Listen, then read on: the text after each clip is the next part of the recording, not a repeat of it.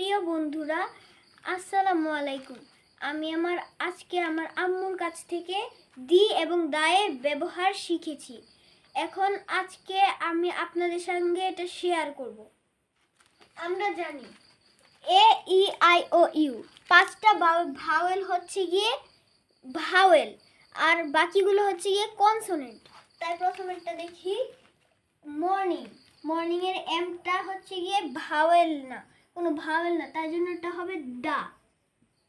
এখন এখানে দেখি দি আন্ট, এটা দি হবে কারণ এখানে এ হচ্ছে গিয়ে পাঁচটি ভাওয়েলের মধ্যে একটি ভাওয়েল, তাই জন্য এটা হবে দি।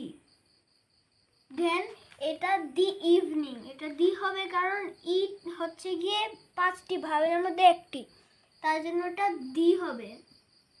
তারপর এখানে দ্য গার্ল ইজ বিউটিফুল, এখানে জি হচ্ছে গিয়ে কনসোনেন্ট, তাই জন্য আমরা এটাকে দা বলবো।